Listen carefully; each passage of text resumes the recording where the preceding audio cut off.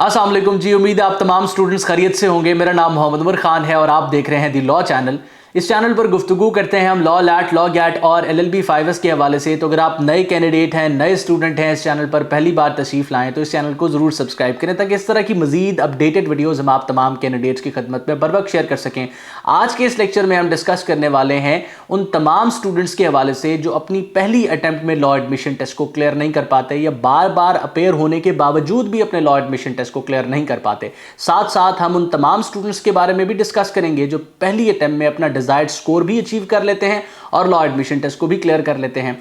तो कौन सी ऐसी चीजें हैं जो एक कैंडिडेट के अंदर मौजूद होती हैं जिनकी वजह से उसका लैट क्लियर नहीं हो रहा होता, और कौन सी ऐसी चीजें हैं जो एक कैंडिडेट को इनेबल करती हैं कि वो अपनी पहली अटेम्प्ट में अपना लैट क्लियर करने के साथ अपना डिजायर्ड स्कोर अचीव कर ले। ये तमाम डिटेल्स आज के इस लेक्चर में हम डिस्कस करने वाले हैं। इस वीडियो को स्टार्ट करने से पहले मैं आप तमाम लोगों को बताता चलूं कि साल 2025 का दूसरा लॉ एडमिशन टेस्ट एडवर्टाइज हो चुका है। अप्लाई करने की लास्ट डेट 16 मार्च है और टेस्ट कंडक्ट हो रहा है 13 अप्रैल को। अगर आप लॉ एडमिशन टेस्ट को प्रिपेयर करने के लिए किसी परफेक्ट रिसोर्स पर रिलाई करना चाहते हैं, किसी कॉम्प्रिहेंसिव रिसोर्स पर रिलाई करना चाहते हैं, तो आप तमाम लोग अपनी तैयारी जो है दी लॉ अकेडमी के लैट प्रिपरेटरी बैच से कर सकते हैं और घर बैठ के लैट को प्रिपेयर कर सकते हैं। मजीद इंफॉर्मेशन और डिटेल्स लेने के लिए स्क्रीन पर मौजूद व्हाट्सएप नंबर को इस्तेमाल करके आप हमारी टीम के साथ इन टच आ सकते हैं। मैं अक्सर औकात स्टूडेंट्स को कहा करता हूं कि एक बेहतर इंसान वो होता है जो अपनी गलतियों से सीखता है और एक बेहतरीन इंसान वो होता है जो दूसरों की गलतियों से सीखता है। तो वो तमाम लोग जो अपनी पहली अटेम्प्ट में लॉ एडमिशन टेस्ट में अपेयर होंगे, ये वीडियोस उन स्टूडेंट्स के एक्सपीरियंस के ऊपर मबनी हैं जो लॉ एडमिशन टेस्ट में अपेयर होने के बाद वो हमारे साथ शेयर करते हैं। तो आपने कोशिश करनी है कि अपना वक्त बचाएं और दूसरों की गलतियों से भी सीखें। तो आज का ये वीडियो आप तमाम लोगों को इस हवाले से भी मुस्तफीद करेगा। सबसे पहले हम बात करते हैं उन तमाम गलतियों के हवाले से जो एक कैंडिडेट करता है और जिसकी बेसिस पे लॉ एडमिशन टेस्ट उसका क्लियर नहीं हो पाता। सबसे बड़ी गलती है लॉ एडमिशन टेस्ट को प्रिपेयर ना करना। बहुत से ऐसे स्टूडेंट्स आपको नजर आएंगे जो आपको कहेंगे मैंने लैट बगैर किसी तैयारी के क्लियर कर लिया। बिल्कुल वो ऐसा जो है वो दुरुस्त कह रहे होंगे, क्योंकि जो प्रीवियस एकेडमिक बैकग्राउंड है, मैट्रिक और इंटरमीडिएट, वो तमाम चीजें जो उन्होंने पढ़ी होती हैं, लॉ एडमिशन टेस्ट उन्हीं चीजों का टेस्ट है। अगर तो उनके कंसेप्ट्स वहां पर ठीक थे, अगर तो वो एक सर्टन लेवल ऑफ जो है प्रिपरेशन को अचीव कर चुके थे, तो बासानी वो लॉ एडमिशन टेस्ट किसी स्पेसिफिक प्रिपरेशन के बगैर क्लियर कर सकते हैं। अलबत्ता स्कोर उनका जो है वो सिर्फ पासिंग को ही टच किया होगा। एक्स्ट्रा ऑर्डिनरी अचीव करने के लिए डेफिनेटली आपको प्रिपेयर करना पड़ता है। तो इन स्टूडेंट्स के रिव्यूज को सुनने के बाद कि बगैर तैयारी के लॉ एडमिशन टेस्ट हमने क्लियर कर लिया, बहुत से ऐसे बच्चे होते हैं जो लैट की प्रिपरेशन को नॉन सीरियस लेते हैं, बगैर तैयारी के वो लॉ एडमिशन टेस्ट में अपेयर हो जाते हैं। अब हम इंटरमीडिएट लेवल तक जितनी जो है वो अपनी प्रिपरेशन करते हैं या जिस तरह से हमारी असेसमेंट होती है, वो सिंपली इस चीज पर मबनी होती है कि हमने एक डिस्क्रिप्टिव पेपर देना होता है। आप सवाल पढ़ते हैं, उसका जवाब लिखते हैं और लिखने की बेसिस पे आपको स्कोर मिलता है। आपने अगर किसी क्वेश्चन को अटेम्प्ट किया हुआ है, 10 नंबर पर मुश्तमिल वो सवाल है, तो आपको 2, 3, 4 एग्जामिनर दे देता है अगर आपका सवाल जो है उस पैरामीटर पे ना भी आ रहा हो जिस पैरामीटर पे रिक्वायर्ड होता है। लेकिन लैट में ऐसा नहीं होता। आपको मल्टीपल चॉइस क्वेश्चंस दिए जाते हैं। सवाल आपका ठीक है तो आपको क्वेश्चन का स्कोर मिलेगा, सवाल आपका गलत है तो आपको वो डिस्क्रिशनरी स्कोर नहीं दे सकता, आपको 0 स्कोर अवार्ड किया जाएगा। तो सबसे पहली वजह तो ये है जिस वजह से कैंडिडेट्स जो है वो लॉ एडमिशन टेस्ट को फेल करते हैं कि वो बगैर तैयारी के जाते हैं, और बगैर तैयारी के जाने की वजह से वो लॉ एडमिशन टेस्ट में मल्टीपल चॉइस क्वेश्चन के सेक्शन में अच्छा परफॉर्म नहीं कर पाते। आप तमाम लोग जानते हैं कि 75% of law admission test is MCQs।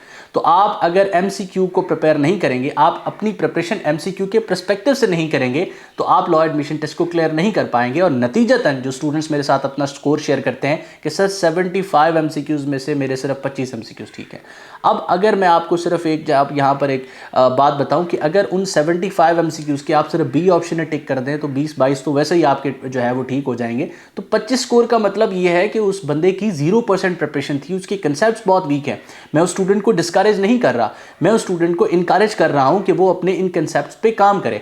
अब उसको जो है वो कंसेप्ट्स पे काम कैसे किया जा सकता है कि सबसे पहले आप लैट के सिलेबस को लें। सिलेबस को लेने के बाद जिस सब्जेक्ट से प्रिपेयर करना चाहें उसकी एक बेसिक सी आउटलाइन बनाएं। आउटलाइन से मुराद ये नहीं है कि उस सब्जेक्ट में आपने PhD करनी है। आप कोशिश करके जिस भी सब्जेक्ट को सिलेक्ट करते हैं उसके 10 टॉपिक्स नोट कर लें, 15 टॉपिक्स नोट कर लें और हर टॉपिक के हवाले से अपने आप को डिस्क्रिप्टिवली प्रिपेयर कर लें। इससे होगा ये कि आपके तमाम के तमाम कंसेप्ट उस स्पेसिफिक सब्जेक्ट के हवाले से बेहतर हो जाएंगे, इंप्रूव हो जाएंगे। और फिर कोई भी इंफॉर्मेशन जो आपने पढ़ी है उस टॉपिक में कंसेप्चुअली, अगर आपसे मल्टीपल चॉइस क्वेश्चन की फॉर्म में पूछी जाए तो आप उसको आंसर कर सकेंगे। तो सबसे पहली गलती क्या है कि बगैर तैयारी के लोग अपेयर होते हैं, और बगैर तैयारी के अपेयर होने की वजह से लॉ एडमिशन टेस्ट फेल होता है। तो वो तमाम लोग जो रिपीटेड अटेम्प्ट्स में इसको फेल कर रहे हैं, सबसे पहला स्टेप आपने फॉलो करना है कि इसको प्रिपेयर करना है। और वो तमाम लोग जो अपनी पहली अटेम्प्ट में अपेयर हो रहे हैं, आप तमाम लोगों के लिए भी दूसरों की गलती से सीखने वाली बात यह है कि आपने प्रिपेयर करके इसमें अपेयर होना है। दूसरी चीज है सिलेक्शन ऑफ रिसोर्स। बहुत से कैंडिडेट्स प्रिपेयर कर रहे होते हैं, अलबत्ता वो इररिलेवेंट प्रिपरेशन कर रहे होते हैं। अब यहां पर मैं आप तमाम लोगों को ओपनली बताऊंगा कि बहुत से स्टूडेंट्स मार्केट में जाते हैं, कोई सी भी रैंडम किताब खरीद लाते हैं, और वो रैंडम किताब 1050 पेजेस पर, 1300 पेजेस पर मुश्तमिल होती है, और उसको पढ़ना स्टार्ट कर देते हैं। आप अगर अपनी टेक्स्ट बुक्स को उठाएं, मैट्रिक और इंटरमीडिएट, इन सारों के पेज नंबर्स को जमा कर लें, तब भी शायद 1300 ना बने। गाइड बुक्स की बात नहीं कर रहा, टेक्स्ट बुक्स की बात कर रहा हूं। तो आप अंदाजा लगाएं कि एक किताब जो आपको 25 या 20 दिनों में प्रिपेयर करने के लिए ऑफर की जा रही है, और उसमें 1300 पेजेस मुश्तमिल, वो किताब 1300 पेजेस पर मुश्तमिल है, तो किस तरह से एक स्टूडेंट उसको प्रिपेयर कर सकता है? और ना ही उस किताब में मौजूद 1300 पेजेस पर मुश्तमिल जो इन्फॉर्मेशन है वो रेलेवेंट होती है, वो सारा इररेलेवेंट मवाद होता है, इंटरनेट से as it is copy pasted होता है। मैं ये नहीं कह रहा कि इंटरनेट से किसी जो है वो इंफॉर्मेशन को उठा के जो है वो पेस्ट नहीं किया जा सकता किताब में। डेफिनेटली जो इंपॉर्टेंट इंफॉर्मेशन है वो हर जगह मौजूद होगी और उसको कॉपी करके किताब में लाया जा सकता है, लेकिन कौन सी इंफॉर्मेशन स्टूडेंट को पढ़ने के लिए देनी है ये बहुत जरूरी है, और उस चीज की स्क्रूटनी करने में बहुत सी किताबें फेल हो जाती हैं। तो आप तमाम लोगों के लिए सिलेक्शन ऑफ रिसोर्स बहुत इंपॉर्टेंट है। आप किसी भी रिसोर्स पर रिलाई कर सकते हैं, आप इंटरनेट को यूज कर सकते हैं, आप अपनी टेक्स्ट बुक्स को यूज कर सकते हैं, आप किसी भी ऐसी रिसोर्स पर रिलाई कर सकते हैं जो आपके सीनियर की तरफ से आपको प्रोवाइड की गई हो। आप अपने लिए खुद से एक रिसोर्स क्रिएट कर सकते हैं, लेकिन आपने ध्यान रखना है कि जो चीज़ आप पढ़ रहे हैं, जिस चीज़ पे आप अपना कीमती वक्त इन्वेस्ट कर रहे हैं, वो चीज़, वो रिसोर्स रेलेवेंट होनी चाहिए। आपका वक्त, आपका टाइम बर्बाद नहीं होना चाहिए। आप जितना भी कंज्यूम कर रहे हैं टाइम उस स्पेसिफिक चीज़ के ऊपर, वो आपका जो है इस तरीके से हो कि आपको उससे बेनिफिट हो। अब इस हवाले से मैंने आपको 3 से 4 रिसोर्सेज ऐसी बताएं जिन पे आप रिलाई कर सकते हैं, जो आपके प्रीवियस एकेडमिक बैकग्राउंड की रिसोर्सेज हैं। इसके अलावा आप लैट के पर्सपेक्टिव से अगर कोई कवर टू कवर रिसोर्स लेना चाहते हैं तो आप एलिमेंट्स ऑफ लैट की सूरत में भी जो है इस रिसोर्स पर रिलाई कर सकते हैं। अब ये बेटा कोई कंपल्शन नहीं है कि आपने इस किताब पर रिलाई करके पढ़ना है। मैंने आपको इससे पहले 3 ऑप्शन दिए, उसके बाद मैं एलिमेंट्स ऑफ लैट की बात करूं। Elements of LAT is a resource जो पिछले 2.5 साल से मार्केट में मौजूद है, स्टूडेंट्स को फैसिलिटेट कर रही है, हजारों स्टूडेंट्स को एनुअली ये किताब फैसिलिटेट कर रही है। इसमें क्या चीज़ है कि आपको लैट के जो भी क्वेश्चन, जो भी मटेरियल इसमें इंक्लूड किया है, हमने एक रिसर्च करके इंक्लूड किया है, ताकि आप लोग अगर किसी चीज़ को पढ़ रहे हैं, किसी चीज़ पर मेहनत कर रहे हैं, तो आप इररिलेवेंट डेटा को कंज्यूम ना करें। तो ये आपके ऊपर है कि अगर आप अपने लिए खुद रिसोर्स बनाना चाहते हैं तो मैट्रिक और इंटरमीडिएट की किताबों को यूज़ करके बना सकते हैं, इंटरनेट को यूज़ करके बना सकते हैं। और अगर आप कोई ऑलरेडी एक प्रिपेयर्ड मटेरियल चाहते हैं तो आप एलिमेंट्स ऑफ लैट पे भी रिलाई कर सकते हैं। तो यहां पर 2 चीजें हमने डिस्कस कर ली। सबसे पहली चीज कि प्रिपेयर ना करना, और दूसरी चीज कि आपके पास एक अच्छी और क्रेडिबल रिसोर्स का ना होना आप तमाम लोगों के लॉ एडमिशन टेस्ट को फेल करने की वजह बनता है। अब तीसरी और आखिरी चीज के हवाले से हम डिस्कस करते हैं। आप तमाम लोग जानते हैं कि 75 मार्क्स पर मुश्तमिल होते हैं आपके एमसीक्यूज, और 25 मार्क्स पर मुश्तमिल होता है आपका रिटन सेक्शन। मैंने अक्सर औकात कैंडिडेट्स को देखा है जो मुझे आके कहते हैं, सर मेरा ऑब्जेक्टिव में 42 स्कोर है, अलबत्ता मैंने रिटन में जो है सिर्फ और सिर्फ 6 स्कोर किया है, जिसकी वजह से मेरा लॉ एडमिशन टेस्ट जो है वो फेल हो गया है। अब वो कहते हैं कि उनके बकौल उनका लिखा हुआ मजमून, उनकी लिखी हुई पर्सनल स्टेटमेंट परफेक्ट थी, लेकिन एग्जामिनर ने उनको स्कोर अवार्ड नहीं किया।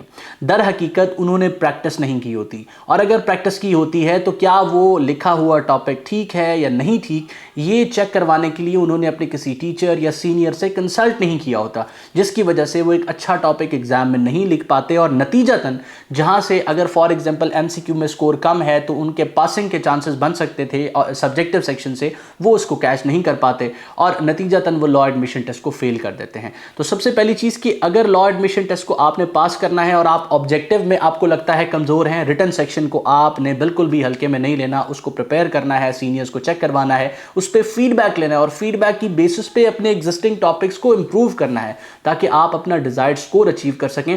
और इन केस आप अपने स्कोर को बूस्ट करना चाहते हैं तो इमेजिन करें कि अगर आपका 65 प्लस स्कोर जो है ऑब्जेक्टिव सेक्शन में आता है और सब्जेक्टिव सेक्शन में आप 20 स्कोर कर लेते हैं, तो कुल मिला के आप 85 के फिगर को टच कर सकते हैं। तो इस तरीका कार से ये सब्जेक्टिव सेक्शन जो है आपके स्कोर को बूस्ट करने में भी आपको फैसिलिटेट करता है, और इन केस आपने MCQs में अच्छा परफॉर्म नहीं किया तो लॉ एडमिशन टेस्ट को पास करने में भी आपको फैसिलिटेट करता है।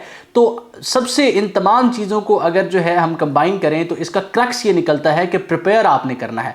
अगर आप अपनी तैयारी नहीं करते, तैयारी से मुराद ये नहीं है कि 1 महीना बैठ जाना और 8-8 घंटे पढ़ना, तैयारी से मुराद किसी स्ट्रेटजी को सोचना भी है। तैयारी से मुराद अपने आप को जो है इक्विप करना है, प्रैक्टिस करना है, उस चीज़ के हवाले से अपने आप को प्रिपेयर करना है।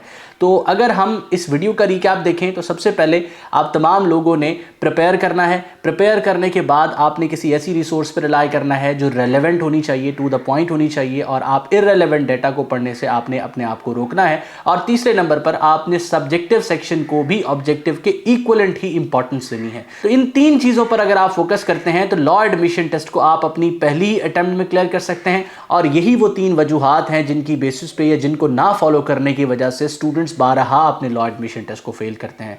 इसके साथ साथ अगर आप एक ऐसे स्टूडेंट हैं जो लॉ एडमिशन टेस्ट की तैयारी कर रहे हैं या LLB में एडमिशन सिक्योर करना चाहते हैं, अपने आप को फ्यूचर में अपडेटेड रखने के लिए आप डिस्क्रिप्शन में मौजूद लिंक के थ्रू हमारी स्टूडेंट कम्युनिटी को ज्वाइन कर लें ताकि तमाम के तमाम अपडेट्स हम आप तक बर वक्त पहुँचाते रहें। मैं उम्मीद करता हूँ ये लेक्चर आपके लिए हेल्पफुल रहे। अल्लाह आपका हामी और नासिर हो। हमेशा आप तमाम स्टूडेंट्स की कामयाबी के लिए दुआ गो। उमर खान और इसकी टीम। अल्लाह हाफ़िज़।